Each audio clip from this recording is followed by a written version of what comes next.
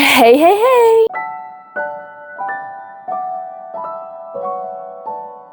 J'espère que vous allez bien, moi ça va super méga giga bien. Aujourd'hui on est quasiment à la fin du mois de février et qui dit fin du mois de février dit sortie du mois de février. Ça dit aussi sortie du mois de mars, pardon, du mois d'après, du coup c'est logique.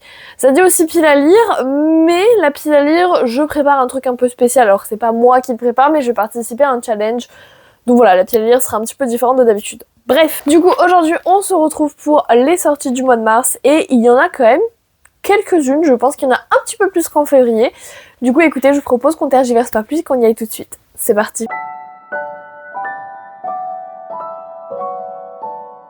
Le 4 mars sort Entre nous la rivière de Alexiane Delis. Alors Alexiane Delis, j'ai un livre d'elle juste ici, je suis en train de lire L'Empire des ouragans. Et donc je l'ai entamé mais je ne l'ai pas fini du tout et j'aime beaucoup sa plume pour l'instant, vraiment c'est quelque chose qui me plaît beaucoup. Et depuis que j'ai commencé l'Empire des ouragans, je la suis sur les réseaux et du coup j'ai entendu parler d'Entre nous la rivière. Alors on va être sur une espèce de romantaisie dans une société très patriarcale où les femmes sont forcées d'être un peu offertes telles des offrandes. En gros c'est une jeune fille qui vit dans une tribu un petit peu reculée. Dans cette tribu les jeunes femmes sont vendues clairement au mariage. Et un jour un cavalier va arriver pour la dérober à sa famille et ce cavalier c'est un gosse que cette jeune fille a sauvé des années auparavant de la rivière. Voilà pourquoi Entre nous la rivière. Et du coup alors j'ai mis romantaisie parce que je pense que l'univers va faire que ça va devenir une fantaisie. Pour l'instant, c'est juste une romance, entre guillemets. Du coup, voilà, j'ai très envie de lire ce livre déjà parce que la couverture, absolument incroyable. Et qu'en plus de ça, eh bien, j'aime beaucoup la plume de l'autrice, du peu que j'ai pu en lire. Pour l'instant, j'aime beaucoup. Donc je me dis pourquoi pas découvrir un de ces nouveaux romans. Ensuite, encore une sortie un petit peu... voilà, c'est pas une sortie à proprement parler, mais c'est une sortie en poche. Le 5 mars sort le tome 2 de la saga Seasons de Morgane Moncomble en poche. Je vous avais dit que le fait que ça sorte en poche me ferait peut-être sauter le pas. Alors j'ai toujours pas acheté le tome 1, mais j'aimerais bien lire les livres automne, hiver, printemps, été, dans les bonnes saisons. Donc là on est en hiver. J'ai raté le coche pour lire un automne pour te pardonner. Voilà, et puis j'ai lu le résumé, et c'est vrai que c'est pas le genre de lecture que j'ai envie d'avoir en ce moment. Donc je peux pas me dire je rattrape automne pour pouvoir lire hiver, parce que c'est clairement pas le genre de lecture dont j'ai envie. Et voilà. Voilà, donc je l'achèterai en temps et en heure, ne vous inquiétez pas.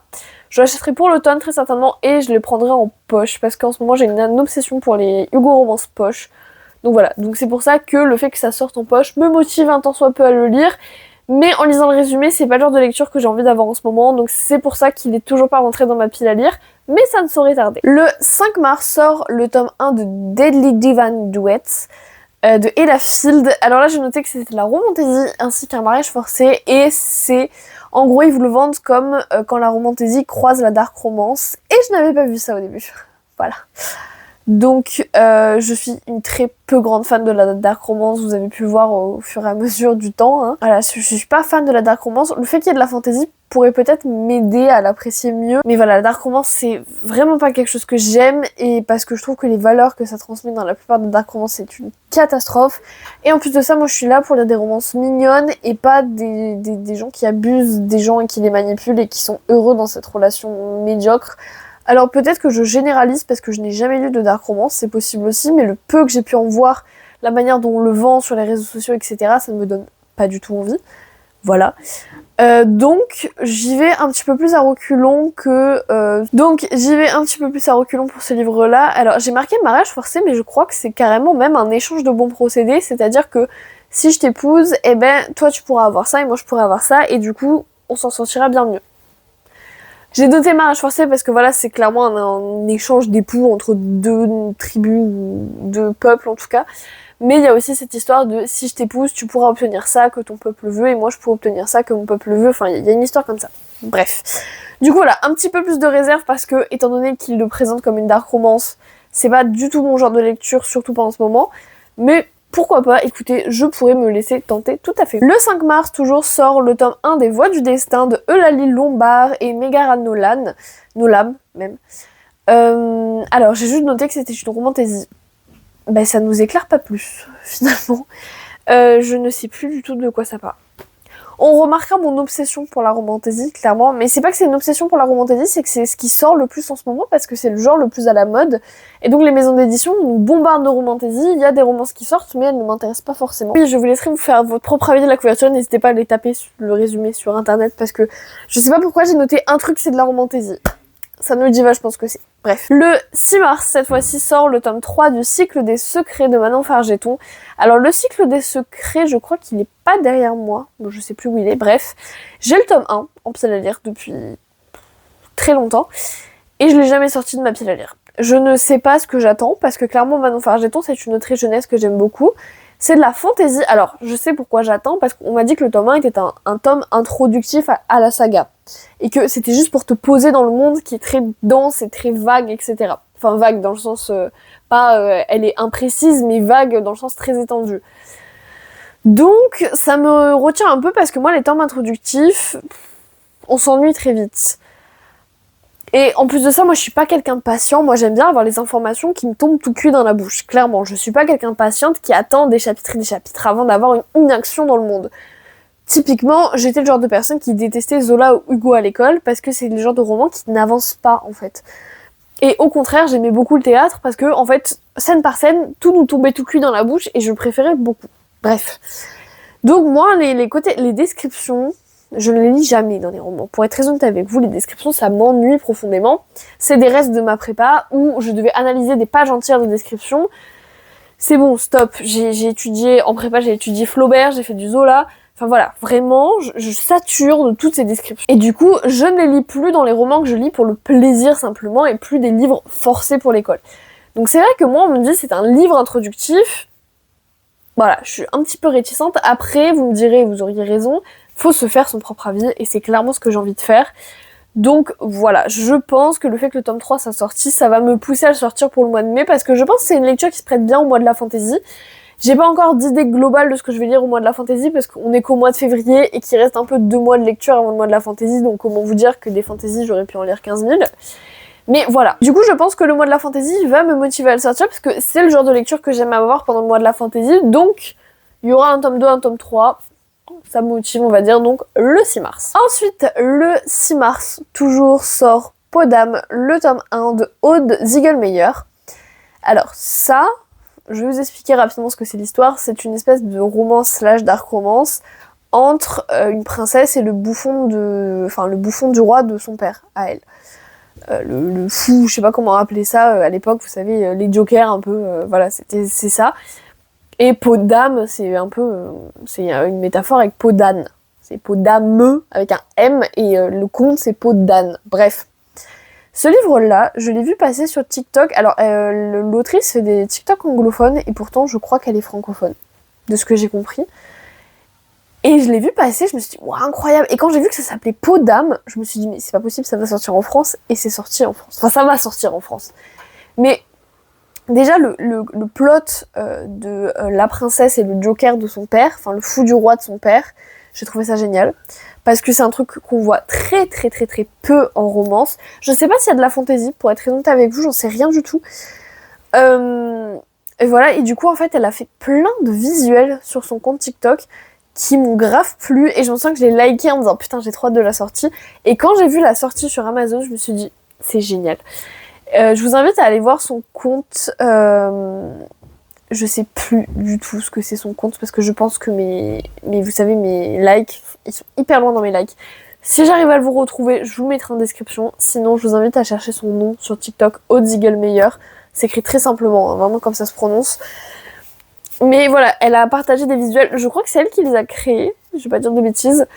Et vraiment, on se plonge dans l'histoire complètement avec ces images, avec le résumé qu'elle nous en donne. Et c'est pour ça que j'avais très très très très hâte de la sortie de ce livre. Et la couverture est juste splendide en plus de ça. Du coup voilà, j'ai très très hâte de voir ce que ça peut donner parce que je pense que bien développé, ça peut être un super roman.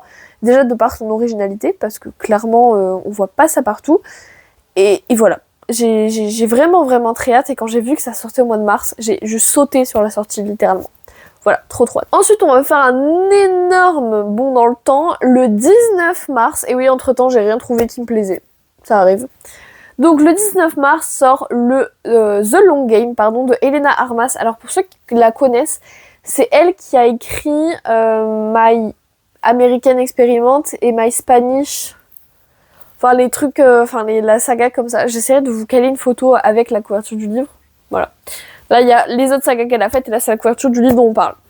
Du coup, là, je me suis notée roman sportive. Alors, si j'ai tout compris, en fait, c'est une coach sportive, enfin, une entraîneuse de je ne sais plus quel sport d'ailleurs, qui se fait muter dans une micro-ville du fin fond des États-Unis parce qu'elle a fait une bêtise. Et c'est sa dernière chance, en fait, c'est sa deuxième chance. Si tu fais encore des conneries, on te dégage, mais bon, là, pour l'instant, on te met un peu à l'abri des médias, etc.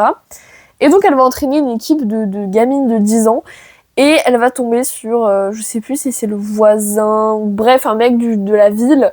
Et il va y avoir une espèce d'électricité entre eux, il va y avoir une romance. J'aime bien ce genre de trope parce que je trouve que c'est des romances toutes cosy, qui demandent pas non plus de pleurer toutes les larmes de son corps parce que c'est trop émotionnel, etc. C'est mignon, c'est posé, c'est tranquille. Elena Armas, moi j'ai My Spanish Experiment, enfin je sais plus le nom. Bref, j'ai le truc rose, il est rose, je m'en souviens. Et je crois que c'est une histoire de mariage, un truc comme ça, je sais plus, c'est terrifiant. Donc j'ai déjà celui-là d'elle, donc déjà ça m'a motivée à le sortir pour voir si j'aime bien la plume et le style. Et pourquoi pas prendre The Long Game, qui clairement a l'air d'être le genre de roman qui me plaît. Oh putain, je vais arriver à parler français. Ça a l'air d'être le genre de roman qui me plaît justement dans ce côté doudou, et j'aime bien les romans sportifs en plus de ça, donc voilà, pourquoi pas. Ensuite, le 20 mars sort La Mandragore de cristal, le tome 1 de Stephanie Benson et Nelly Labert. Alors là, on va être sur de la fantasy. J'ai pas vu de romance dans le résumé, ou en tout cas, c'est éludé s'il y en a. Par contre, ça a l'air d'être une fantasy dans l'univers des Vikings. Et Dieu sait à quel point j'adore ce genre de fantasy. Il y a Runborn qui m'attend, et d'ailleurs, on va en parler juste après, mais il y a Runborn qui m'attend depuis très longtemps dans ma pile à lire, qui, je pense, sera lu pour le mois de la fantasy. Même délire, c'est un livre que j'ai envie de lire pendant le mois de la fantasy. Parce que Ariel Holtz, voilà, il faut que je le lise depuis très longtemps. Et les fantasy vikings, je lis pas assez. Il faudrait que je lise beaucoup plus parce que c'est un peuple qui me passionne vraiment beaucoup et dont je trouve qu'on parle très très peu. Même si on a les images de la série Viking qui, bon, pas très réalistes en plus de ça. Mais voilà, je trouve que c'est un peuple dont on parle très peu dans la littérature. Même les romances vikings sont pas mises en avant alors que, oh mon dieu, c'est des pépites les romances vikings, mais vraiment. Branchez-vous romances vikings, les gars. C'est une pépitasse. Vous voulez vos mâles alpha, la Outlanders ? Branchez-vous romance viking. Bref, c'est pas une romance viking dont on parle, c'est une fantasy viking, rien à voir. Voilà, c'est juste parce que j'ai envie d'en lire plus, que la couverture me donnait vraiment envie, même le nom, La Mandragore de cristal. J'aime beaucoup. Donc voilà, ça me donnait juste très très envie, et puis voilà, c'est une récente sortie qui m'intéresse tout simplement, parce que j'aime bien la fantasy viking, et que j'ai l'impression que ça va être une bonne saga. Donc voilà. Et enfin, on parlait de Runborn il y a 5 minutes. Le tome 2 de Runborn, le 27 mars, donc de Ariel Holtz, toujours. Il est violet cette fois-ci, et noir et violet. Oh là là, qu'est-ce que ça rend bien. Déjà que bleu et noir, d'ailleurs. Déjà qu'il était magnifique en jaspage, hein, bien évidemment. Déjà que le premier était super beau. Là, il est violet. Le violet, ça ressort super bien avec le noir, je trouve. C'est deux couleurs qui se marient super bien, et je trouve la couverture splendide. Bref. J'ai toujours pas lu le tome 1, mais pareil, même discours que pour tout le temps. Le fait que le tome 2 sorte, ça me motive un peu à lire parce que du coup, mentalement, je me dis, je peux pas rester sur ma faim étant donné qu'il y a le tome 2. Du coup, je vais pouvoir enchaîner. Genre, hop là. Alors, je le fais rarement. Je le dis à chaque fois, mais je le fais jamais parce que moi, enchaîner une saga, ça me dégoûte de la saga. Je le fais jamais parce que je veux pas être dégoûtée de mes sagas. C'est ce que j'avais fait pour Hunger Games. Je n'ai jamais fini cette saga. Ça m'a gonflé. Katniss, peux plus l'avoir. Je lisais un tome et après je lis un autre truc et après je peux repasser à un autre tome. Au bout d'un moment, les personnages me sortent de par les yeux, l'histoire je comprends plus rien, j'ai même plus envie de comprendre, je ferme le livre et j'abandonne. Donc je ne fais plus ça depuis qu'il m'est arrivé la mésaventure avec Hunger Games parce que je sais très bien que ça me saoule. C'est des fois, rien qu'à la fin d'un roman, des fois les personnages me gonflent déjà, donc imaginez si je reprends un roman où les personnages me gonflent encore plus. C'est rare que je me jette sur un livre, même s'il y a un cliffhanger à la fin. Donc, quand je lirai Runborn, j'attendrai un peu avant de lire le tome 2. Si ça me plaît, bien sûr. Et bien écoutez, cette vidéo touche à sa fin. Je ne sais pas du tout combien de temps elle va durer, étant donné que j'ai été beaucoup interrompue pendant ce tournage. Je ne sais pas du tout si je vais réussir à la monter courte. Bref, j'espère que vous avez passé un bon moment. C'était une vidéo un petit peu bonus, un petit peu courte, un petit peu sympa, juste pour embrayer le mois de mars. Sachez que la semaine prochaine, dans une semaine tout pile, sortira la pile à lire du mois de mars, qui sera bercée par le Cozy Book Challenge de Rêve ta vie en lecteur. C'est une petite annonce comme ça, mais elle sortira que la semaine prochaine parce qu'il faut que je fasse toutes les histoires de menus, etc. pour bien cadrer ma pile à lire. Et en plus de ça, j'essaye d'attendre au maximum, voir ce que j'ai lu pendant le mois de janvier, voir ce que je rebalance sur la pile à lire de... Ce que j'ai lu pendant le mois de février, voir ce que je remets sur la pile à lire de mars. Bref, moi je vous dis à très bientôt, je vous souhaite de passer de très bonnes vacances, de très bons examens, bon travail, plein de bons moments, bonne lecture surtout, et je vous fais plein de bisous. Ciao!